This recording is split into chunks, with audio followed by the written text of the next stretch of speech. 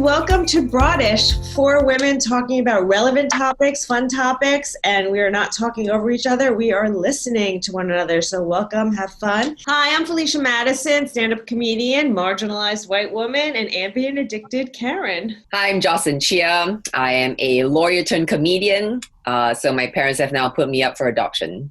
I am Hollie Harper. I'm a comedian and a sketch comedy writer.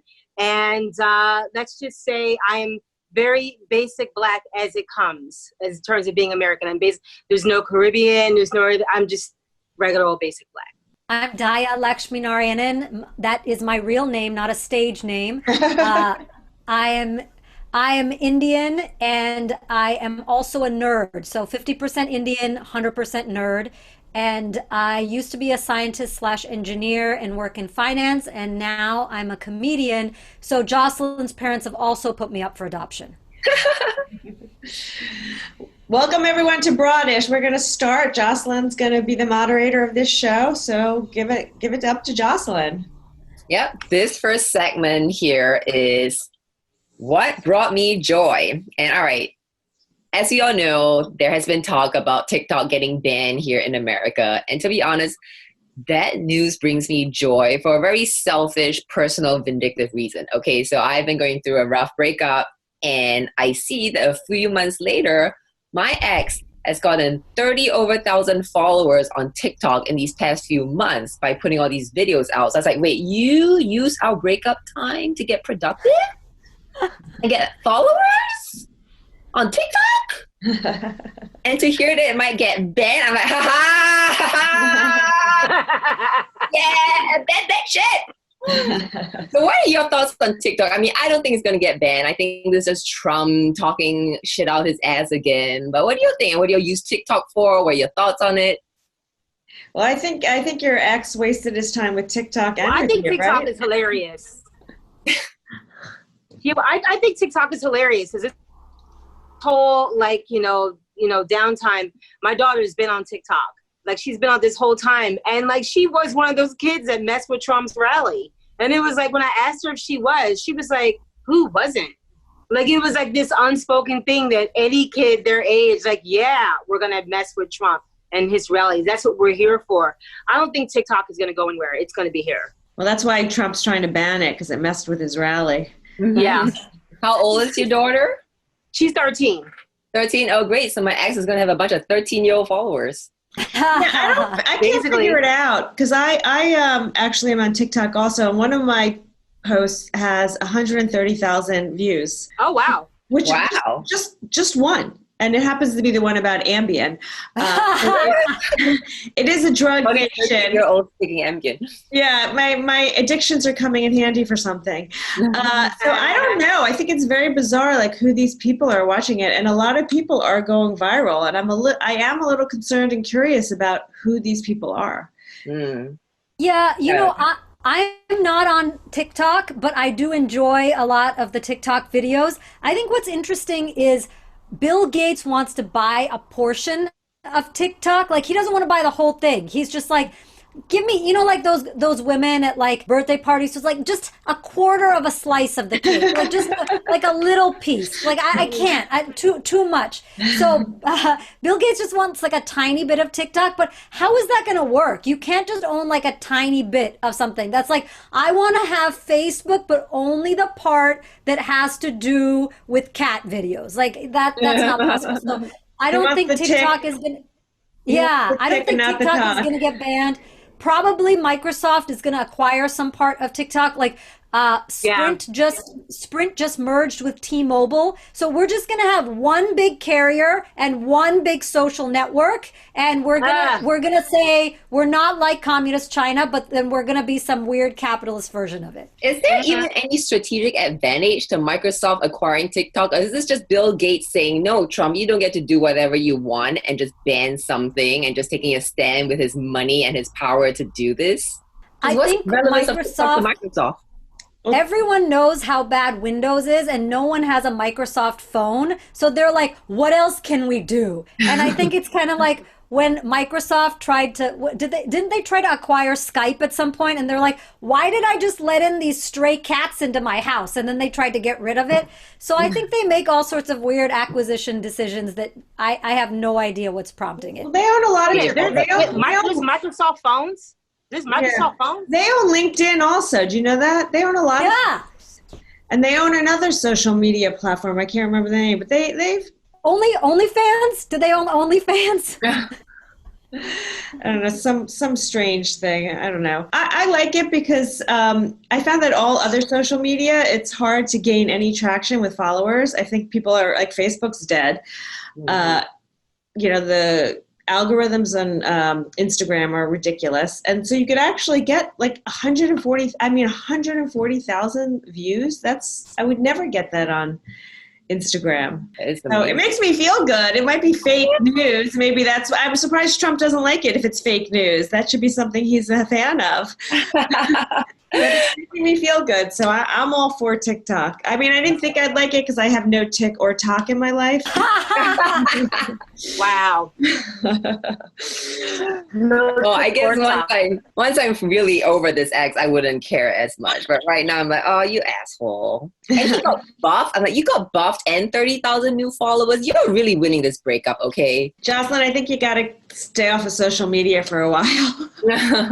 But, speaking of Trump, let's talk about how, all right, this is the segment that we call Fight Me. Okay, so I take a stand and y'all fight me or agree with me, whatever. But I do think that we are seeing the start of the demise of America as a superpower. Like when Trump promised us to make America great again, I think he meant make America Great Britain again. Coronavirus out of control. He's saying the feds into major cities to fight people. In Portland, they were arresting people with unidentified officers, taking them to unmarked vehicles. Like, this was sounding like a dictatorship. So what do you think? Is this the beginning of the end of America as a superpower? We're going to go the way of Great Britain? I think we could save it. We just have to vote him out. I think enough Americans have to get burns in order for him to just be out. And I think he knows he's on his way out. That's why this whole mail-in voting thing, that's why he's like, no. Even though, didn't he just say the other day, like, no, Florida's fine, right? Didn't he be like, Florida's fine? Like, they're mail-in voting. He knows he's on his way out. He's on his way out. And so, yes, I feel like if we had a second Trump term, yes, America would, I think it would just completely do it in.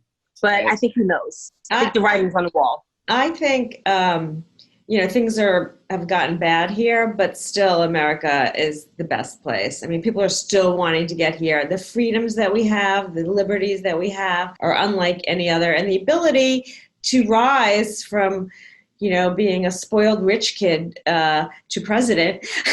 Where else, right? Can happen here, But America, your dreams can come true if you're born here.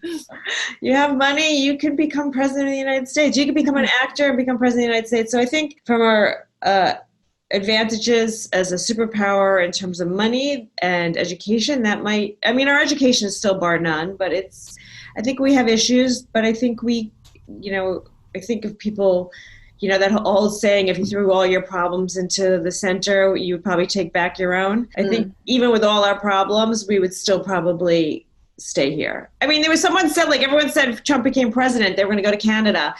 And like, Canada's like, well, where are you guys? No one came. It's hard to immigrate. It's hard to get into Canada. It's really hard. Canada didn't want us. That's why we're still here. They don't want us. Yeah, they have enough. They don't want us. So I feel like a couple of things. Like, Trump, because of his nationalism, has made America so terrible in terms of perception of the whole world, but he doesn't care about perception of the whole world. If he did care about, he would wear better fitting suits. He wouldn't have an orange face. He would get a better hair. He doesn't care what other people think. So, disabling the WHO, kind of being nationalist, not exporting American values, not standing up for what democracy is across the world. And now we've seen democracy ain't shit. That's going to be my rap album. Democracy ain't shit. Because look at countries that are non-democratic. They've contained the coronavirus. They're having great growth, economic growth. Any kind of fascist leader is doing well right now. India has a terrible leader. They're killing it. I mean, like not killing it, like literally, but it's, but also, this is the only part I'll fight Jocelyn on. America will always be a cultural superpower. Like people love black culture across the world, but they hate black people. So that's horrible, and we need to solve that. But rappers, hip hop, musicians, Jay-Z and Beyonce are like royalty across the world. Barack Obama is known across the world. Jeans, fashion, like all of these kind of cultural ways that we are Americans, people across the world cannot help but copy that.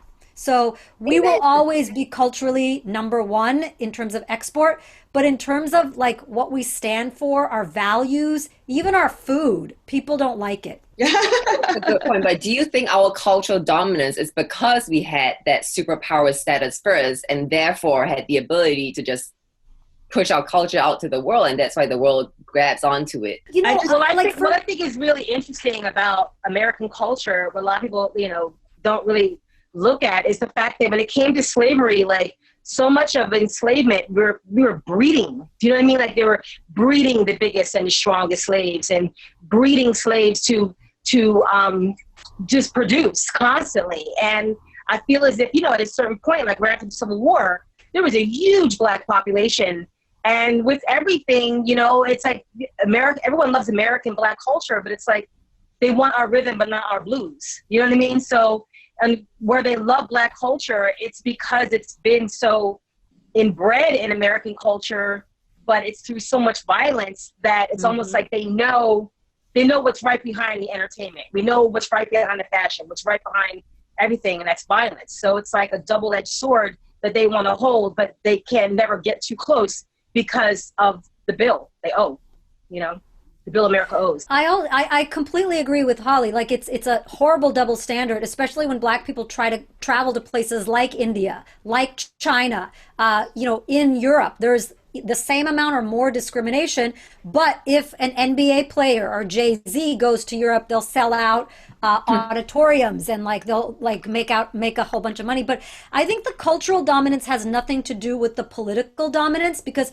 culture has always been subversive. Like you can't stop culture. So for example, people like same thing with entrepreneurship, like people making their little company because a girl wouldn't talk to them is now Facebook. And it's like dominant across the world, right? So there's something about American individualism and the American desire to impact culture that transcends borders. And so I think that American culture will continue. Like stand-up is a very uniquely American art form. And now the world is consuming stand-up through Netflix. And that happens not because of world dominance and political or capitalist power. It happens because we created it. There's an interesting phenomena of China now buying up Hollywood.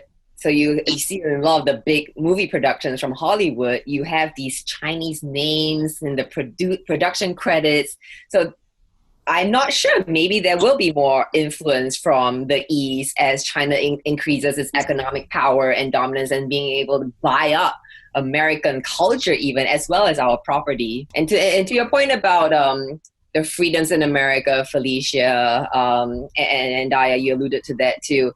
It is precisely these freedoms that make us unable to control something like a pandemic, because we are so into having all these freedoms that people are there was a man who shot a CVS, I think, some store employee because he was made to wear a mask. So in a way, this advantage of having all these freedoms can also be a detriment to us, because we can't toe one line. We can't take one directive because we are so about individual liberties. Yeah, and I just have to disagree with Dhaya. I think American food is great, like Boston rolls. California rolls, Boston rolls, Philly rolls. I mean, those are great, right? They're my favorite food. I love Tong Bao chicken. I owe Felicia an apology. I love white people food. I love frozen yogurt. I love salad bars. I love sizzler. I love avocados. Yeah. I mean, avocados are from Mexico, but but thank you, Jocelyn. Oh, white women have co-opted it. Yeah, but I want to just say I love white people food. I genuinely like starches and fats and sugars, and so I do think I owe Felicia an apology on that. Yes, so I agree.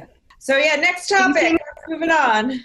All right, so this next segment is what we call the hell no section, or as I think the way Hollie pronounces it, hell nah. Did I get that right?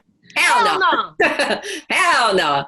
So check out this clip here of policemen arresting a bunch of Black girls.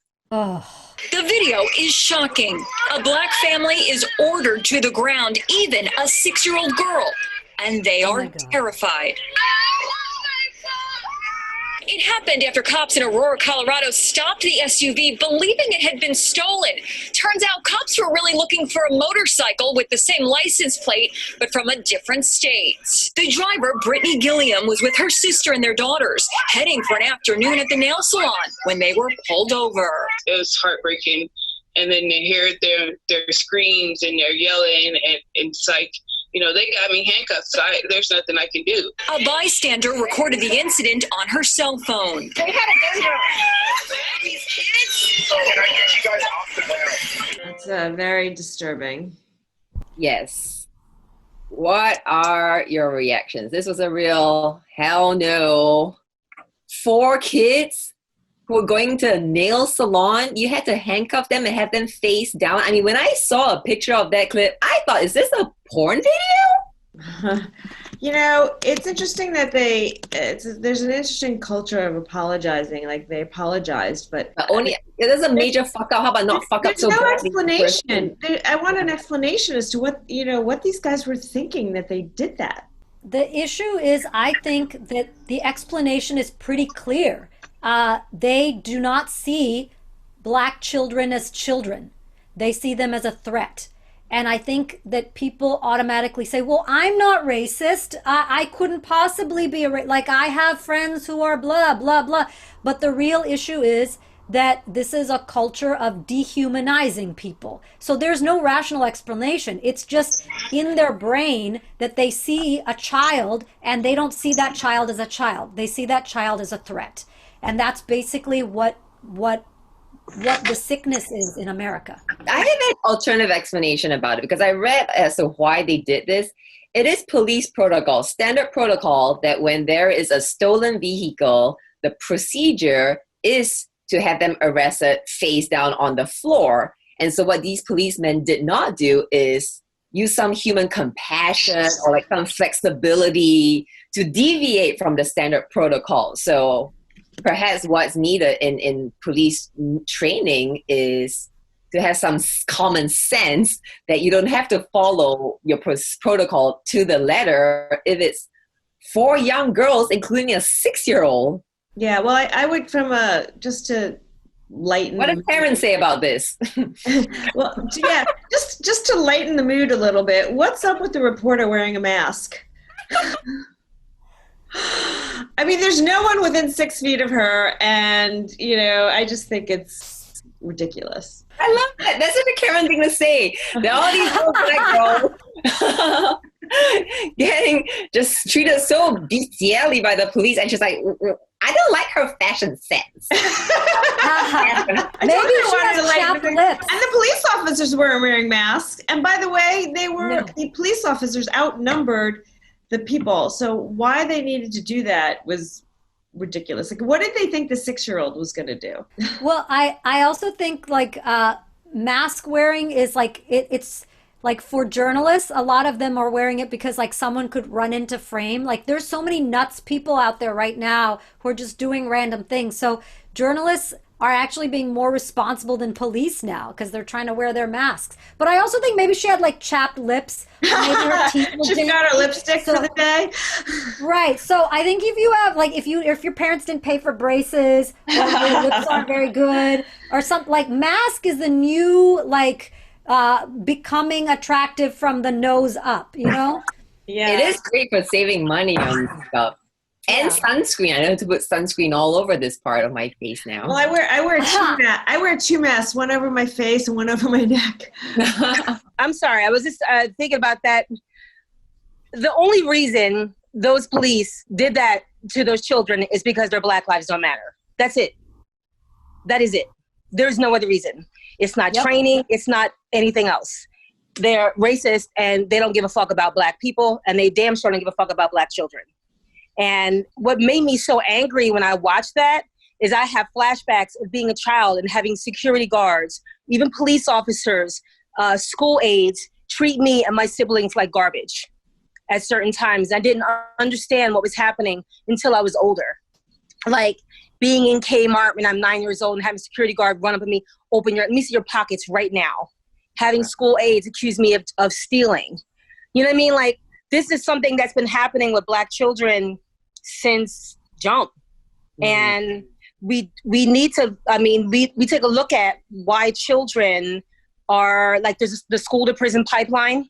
Like, we always talk about the school to prison pipeline, those third grade test scores that kids take. Those third grade test scores determine how many prisons we're going to build, how many kids are going to be in prison when they're 18, because right now they're 8.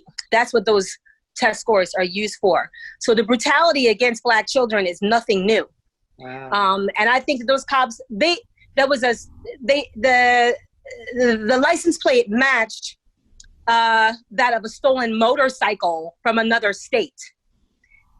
Okay, and think about it. Even if the car was stolen, even if they had reason to believe the car was stolen, why would the children be culprits? Wouldn't they be victims of kidnapped children in a stolen car? Good point. Wouldn't it? You know what I'm saying? Like, and how many? What? Yeah, like they would be victims. I mean, the same thing happens all the time with children in prostitution. These are children of, all different races, but a lot of times they're Black and brown. Why have they been prosecuting child, prostitutes, sex slaves all the time when having sex with a minor is illegal? You know what I mean? So we adultify Black children very early on. And I just say, honestly, like, defund the police. The Aurora, that was not the Aurora police in Aurora in Colorado. It's in Colorado. I can't remember. Yeah, Aurora, Colorado. They're the same police department. They killed Elijah McClain less than a year ago, which really hits me hard. I have a son on the spectrum. Elijah McClain was undiagnosed, but on me and my autism parents, like groups, we all know Elijah McClain is autistic. We all know that. But Aurora police, remember that shooting in the movie theater about 5-7 years ago? Yes. Yeah, it was white kids. White kids shot up the theater. Yeah, he shot up, killed how many people? Oh, he was taken completely unharmed. Now, he wasn't given a burger like Dylan Roof and, that was at Georgia, but he was completely unharmed, taken in by the police. But these little Black girls would be handcuffed. We're not on the ground, face down on the ground. Defund the police. And we need to take a look at the history of police in this country and what exactly they serve. So to me, like, when we talk about defund the police, it's not about, we don't want to give the police any tax dollars because we're always going to need police. There's good and bad people. We need police. But the fact that this police department would actually do that on the heels of everything they've been going through, they need to be burned down and it needs to be built up from the ground up because they failed.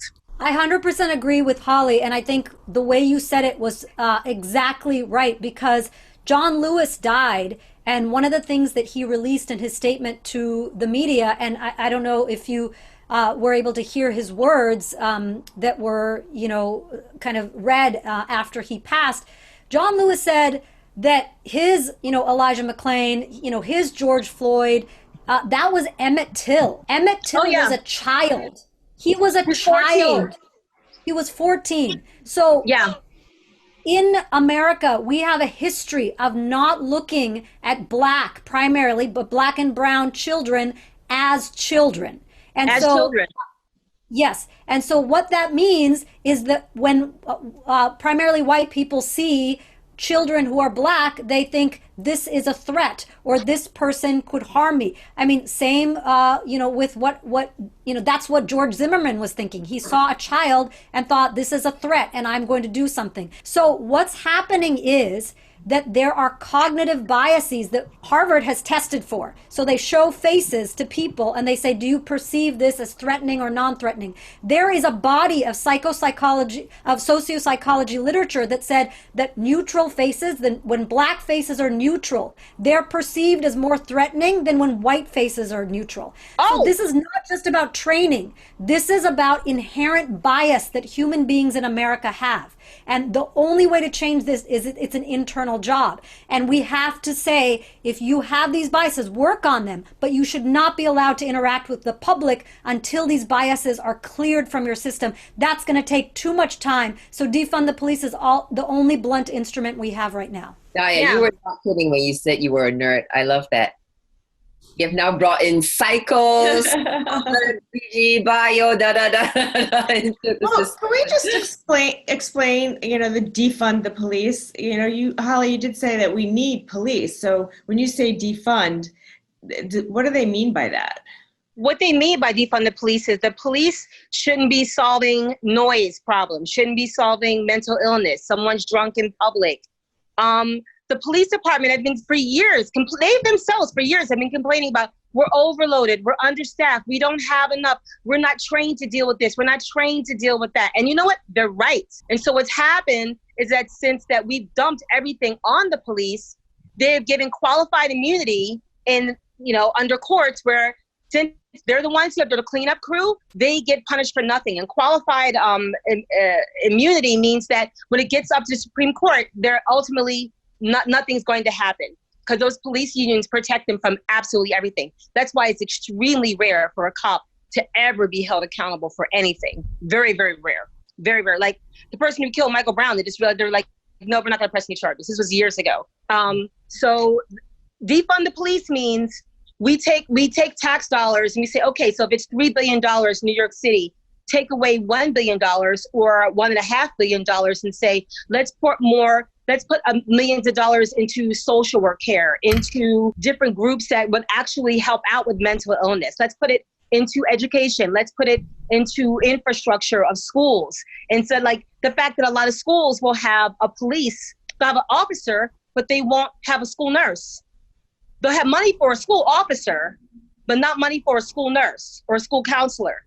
That's what defund the police means. So it's about how we allocate our dollars. It's about taking away, not giving them all the money to just come in. And these are people who spend 3-4 months, in training a police academy and then are given a gun at 19, usually in areas that they did not grow up in. They don't go to school in. They don't know anybody in. They have nothing to do with that community. So you're giving 19-year-olds who are raised in all white areas and a lot of times raised with a bit of bias and racism because they don't have anybody around them even to know otherwise, and giving them a gun and saying, here, come clean this up. And so I'm sorry, I had 2 uncles that were cops and they tell me, Hollie, they see you as animals.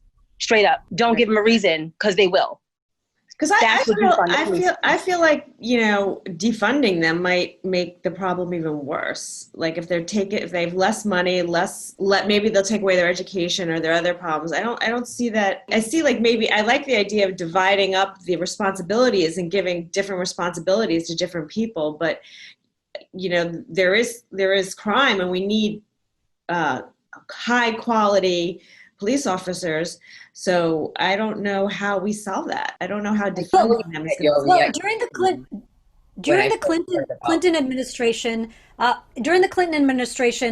and parts of the Obama administration, violent crime was at all-time low. And the reason for that, the economy was good for people who are middle class, lower middle class. And so one of the ways is make the economy more fair. So I live in San Francisco. People are breaking into cars and stealing money, not because they inherently need to be in jail, but because they have drug addictions, because they're living in poverty. So when the economy doesn't work for a majority of Americans that are disproportionately affected, crime rates go up. So how do we provide education? So when we say defund the police, it's like saying, oh my God, now I have skin cancer. Can you give me a makeup that helps me? No, wear sunblock. So that's what we're saying. We're not saying that police don't have a role. We're saying give people sunblock, give people education, give people a job, give people health care. Then the police don't have every role. The police don't fill every role. The police are not going to fill every role. Right. That's why taking away those dollars and putting it towards actual social work here or there actually comes into play. The police are not trained for a lot of these things. That's why they fail at a lot of things. That's the one thing about police and about crime. There's good people and bad people, which I said, and we always need police, is that, police solve very few crimes. If you take a look at like the Vox thing on defund the police, they solve very few rapes and murders. Very few crimes. So what you have in mostly Black areas is a lot of policing, but not a lot of protecting. So it's a reorganization as opposed to a defunding. Well, I think it's alarming to people. I think the word defund is very misleading because it makes you think they just want to do away with the police completely. So the way Hollie explained it was right when I looked into it, that it's basically a reallocation of resources that are better suited for a department other than police, like mental illness. Yeah, but the way that you just said it, Jocelyn, is the correct way, but saying it like takes up 3 paragraphs. So defund is a better way of saying it that catches people's attention. It's kind of like make America great again. It doesn't mean anything. And everyone was like, when was America great? But something like that, the conservative movement is really good at choosing 2 or 3 words and being like, boom, boom, boom. And they don't question it. But when we do it, everyone's like, oh my God, explain to me the data behind it. I need to understand the words. And so I think if right-wing people can say, make America great again, and they all get in line, we can say, defund the police, and we can all get in line. Well, like, you're right. You're right. And like his example, like defund the police, like in what was it, in 2012 or 2013, they found that in the city of Detroit, 60,000 untested rape kits were sitting on shelves in the warehouse. Yeah. So obviously the money that was going towards the police department to handle that was not being handled. So that's and then when they started testing those rape kits, they found that 80% of the rapes that they were solving were committed by a handful of predators. So what we're doing is we're just allowing what we should have been labeled super predators and not kids. Those are super predators. So when they say defund the police, they say it's like things like that. Like, well, you know what? That sex crimes unit was not getting that money. So you know what? Let's start from fresh and say that money gets allocated here. That money gets allocated there. Because now they put in jail about 1,200 sex offenders since Kim Worthy in Detroit in 2012 actually had those rape kits tested. That's what defund the police is. But it had to be, she had to go to court to get money that was allocated and shifted towards getting those rape kits tested. Because they kept saying, we don't have the money. We don't have the money. Yeah, they got the money for paramilitary gear. They got the money for tanks to roll down the street. But you don't have money for those rape kits? Come on now.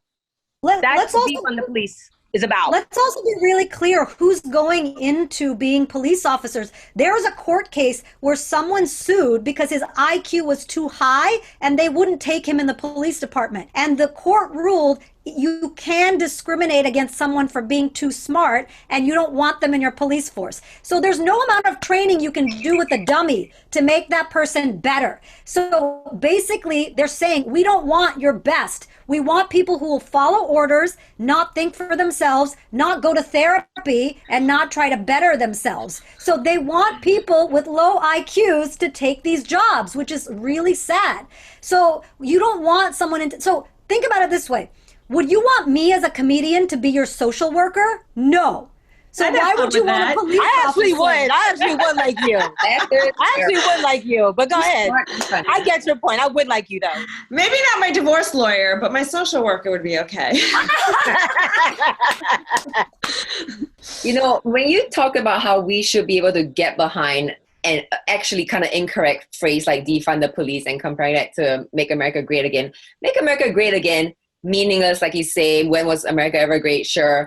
Defund the police is controversial and a little misleading, and I say it's actually important to get the right term because names are so important. So when a survey was made and people asked if they supported Obamacare, a certain percentage say they didn't support Obamacare, but when the name was changed to the Affordable Care, more people were in support of it, even though it's the same damn fucking plan. So I do. Yeah. I agree. I think defund the police divides. It scares some people. And I think restructuring or even, it might even be privatizing the police department. I was just thinking, if the police were held to private sector standards, all right, return on investment, performance determination, metrics, they would be so much more fucking effective. Yes, privatize the police. I'm going to fight you on that, Jocelyn. I'm going to fight you because right now prisons are privatized and they are doing. Oh God, yeah.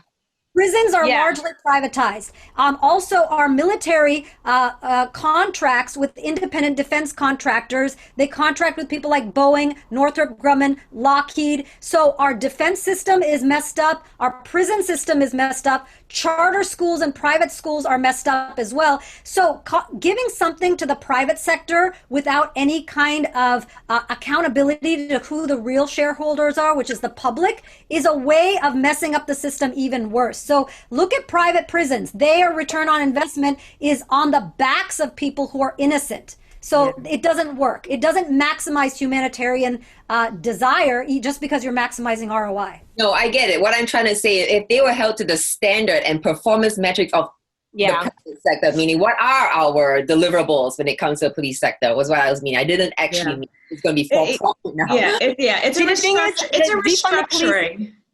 Yeah, and defund the police that term is polarizing, but I love it because it effectively gets people it gets a reaction enough where you have to ask, if you have a negative reaction, defund the police, then I would have to say, why?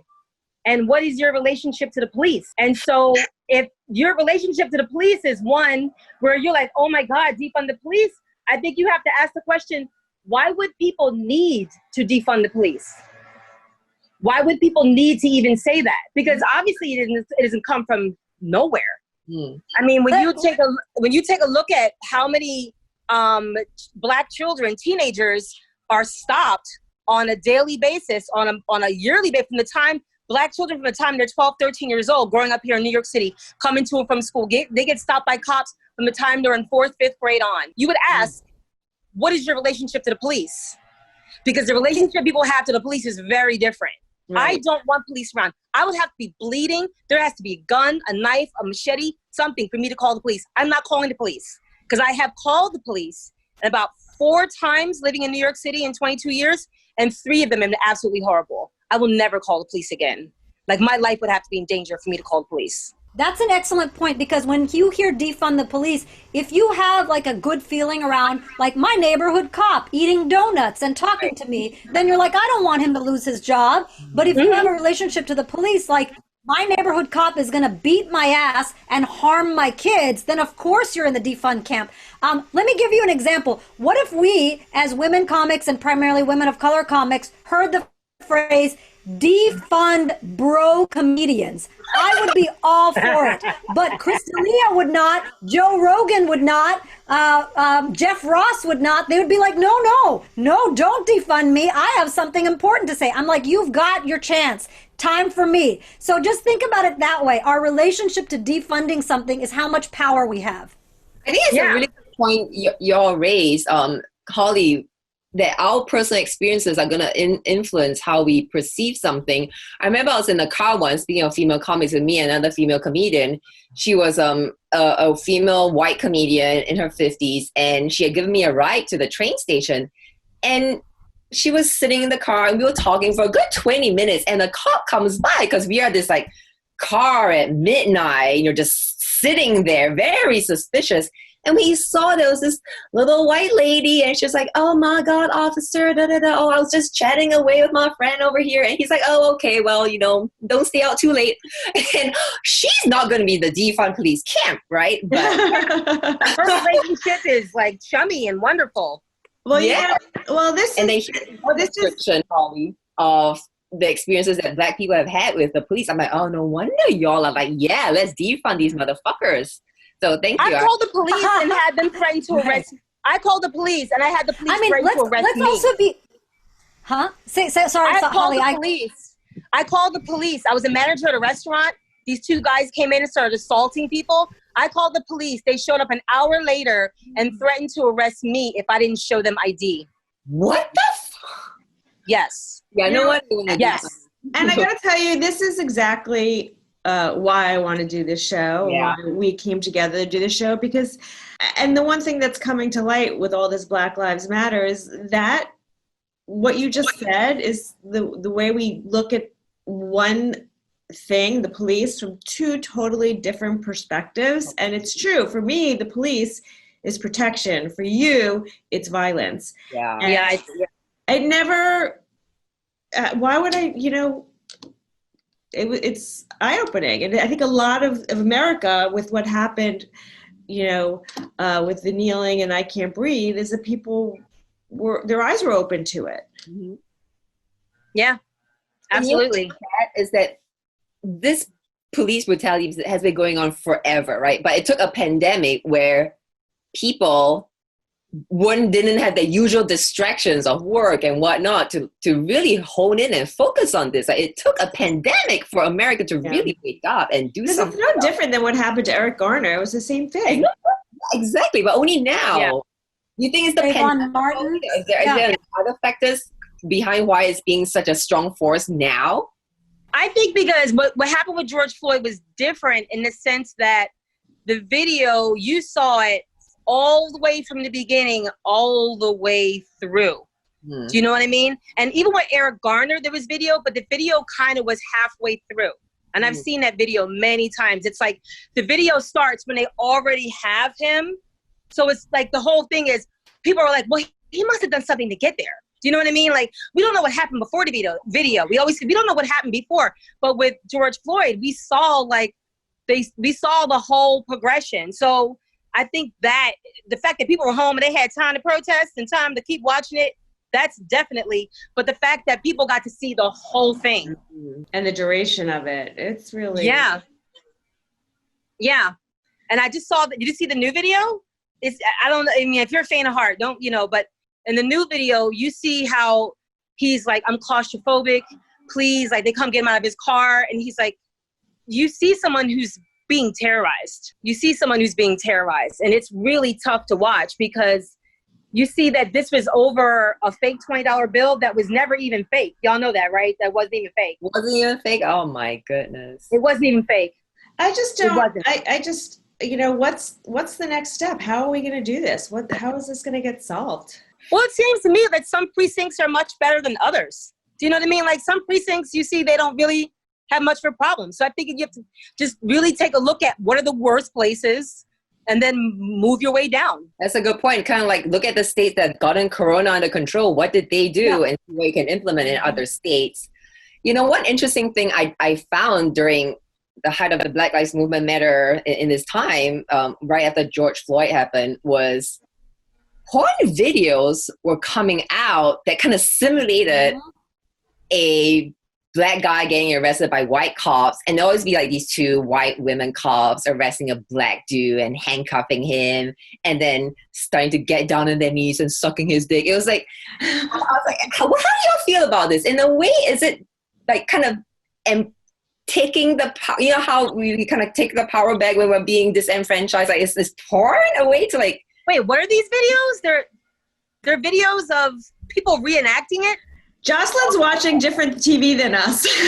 I'm like, girl, what streaming do you have, girl? Like, what are you streaming? Why are we streaming over at Jocelyn's? Like, did I not say porn? Streaming at Jocelyn's?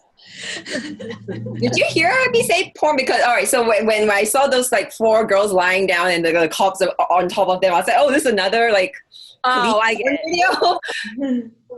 No, this is on Pornhub. I saw like this mess of like police videos in these scenarios. Isn't that crazy? By white cops. Isn't that crazy? Crazy, right? Yeah, the sexual it is crazy. Black Lives Matter. I mean, in one sense, it feels wrong. In another sense, it's like these white cops sucking this Black guy's dick. I was like, oh, is this acceptable? Is it okay that I'm getting turned on by this? Well, I get turned on by banana pudding, so I can't really judge anybody. You get turned on by what? I said I get turned on by banana pudding, so I can't really Banana pudding. judge anybody. This side of the screen's like, what?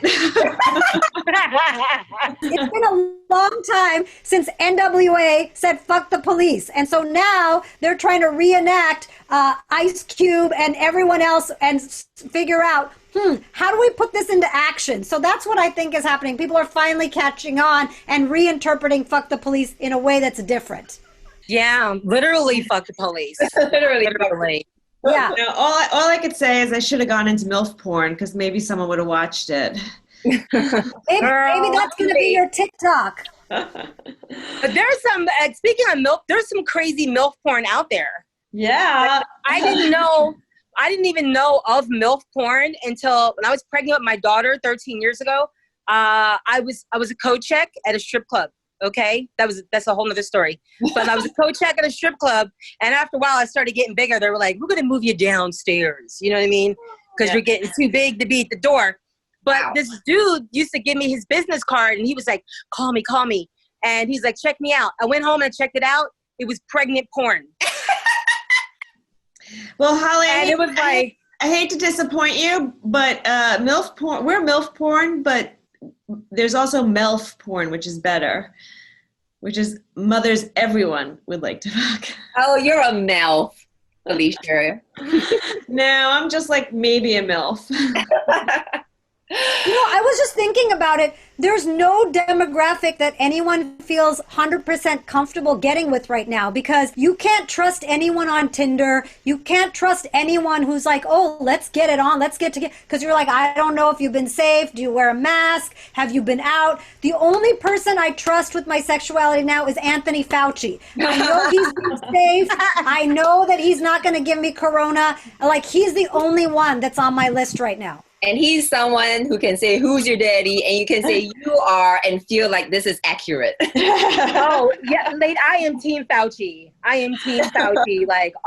Did you guys see Jim Jordan trying to grill Fauci? Jim Hold My Beer Jordan tried to grill Dr. Fauci. He was like, oh, you don't think that, basically Jim Jordan was like, we're having spikes because of Black Lives Matter protesters. How come they shouldn't be arrested? Shouldn't they be arrested? How come we have protests, but people can't go to church? And Dr. Fauci just kept being like, I just think you should avoid large crowds. Like, and Jim Jordan was trying his hardest to be like, now Fauci, you believe this and you believe that. What about this guy who owns the church? What about this guy with the church? What about this guy who just wants to open his business? He was just like, I just think you should avoid large crowds. Like, it was hilarious to watch this man get so like frothed up.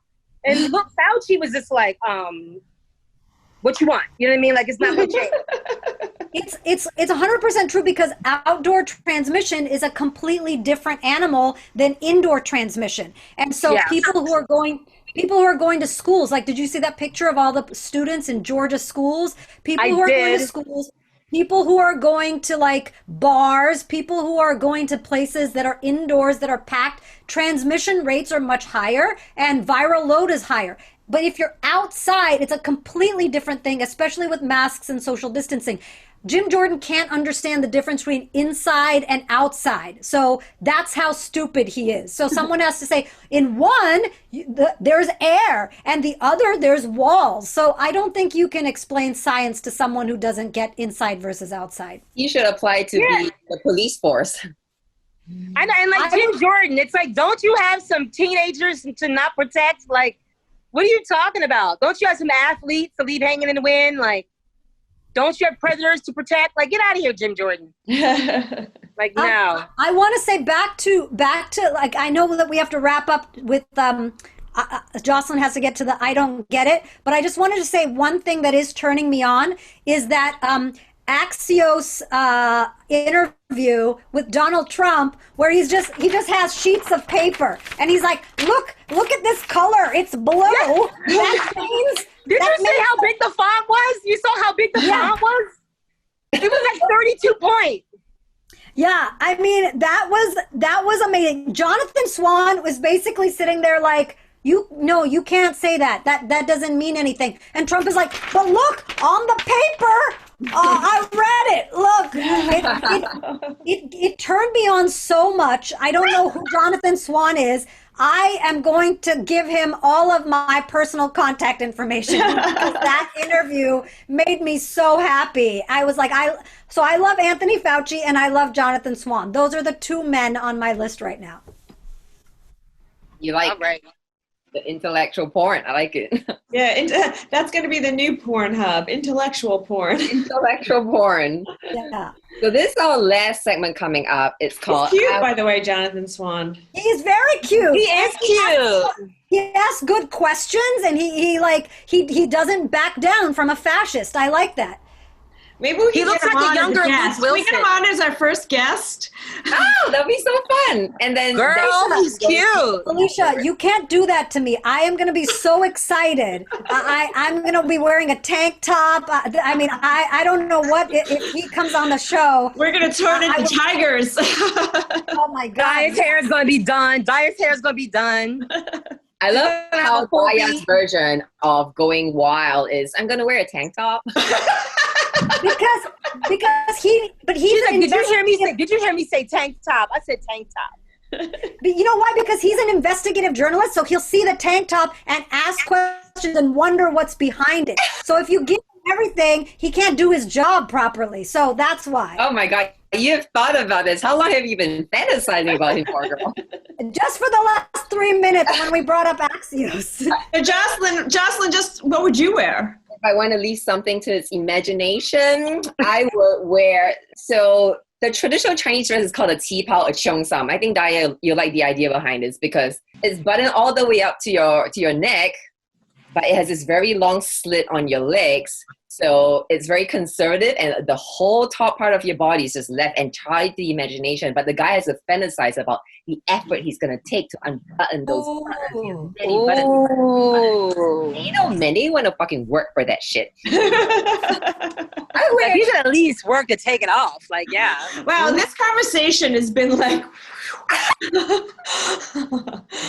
I know. But let's get to our final segment, which is I don't get it. So the challenge accepted thing that's been going around on social media, where women are posting black and white photos of themselves and saying challenge accepted and tagging the person who recommended them, and it's supposed to empower women. Felicia, I know you sent this to me. I didn't do it because I don't get it. Like, how is this empowering women? It seems to me just like a way to promote yourself, post a fun picture or a sexy picture.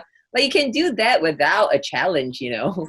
Well, I did read about how it got started. Did you know how it got started? No, I don't know how it got started. Tell us. It happened to do with sex trafficking, I think in, I don't know what country, but I'll look for it. Turkey. I think it's Turkey. Turkey, yeah.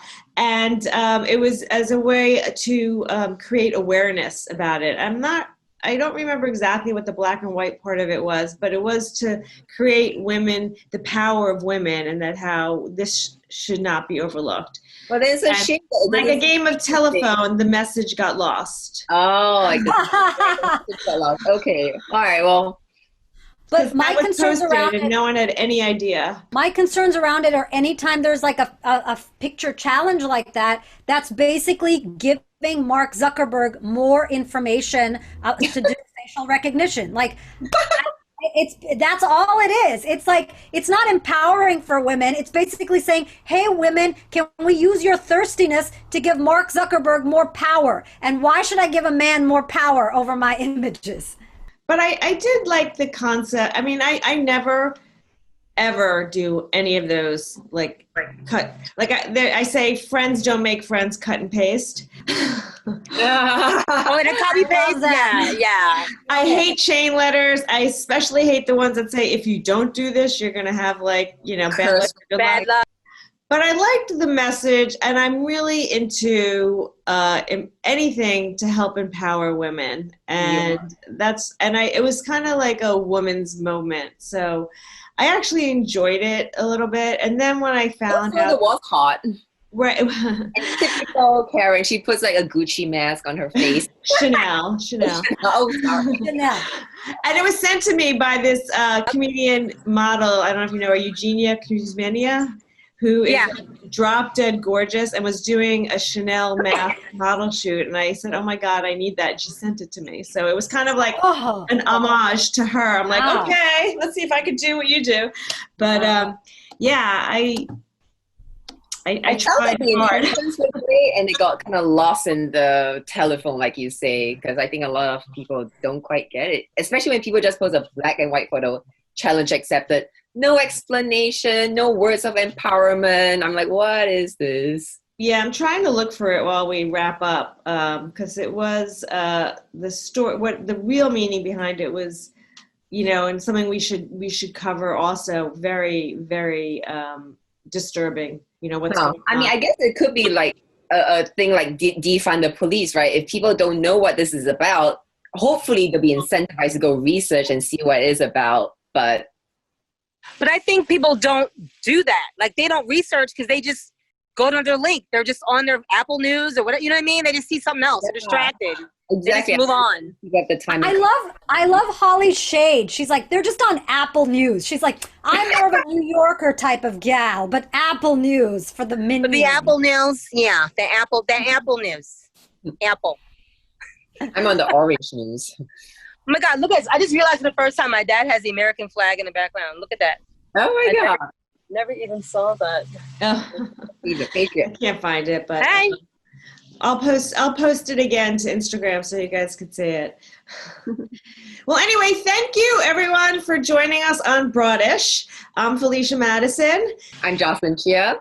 I'm Hollie Harper. I'm Dhaya Lakshminarayanan, and my thoughts and prayers are going out to everyone in Lebanon, especially Beirut, who were victims of the explosion that just happened. Over 100 people killed, 5,000 people injured. So thinking of those folks. Yeah, and let's hope we start getting more good news in this world and not all this bad news. So stay tuned next week, same time, same bat channel. Whatever channel that is we're going to be on, we don't know. Bye, Felicia. 再见. Bye-bye. Namaste.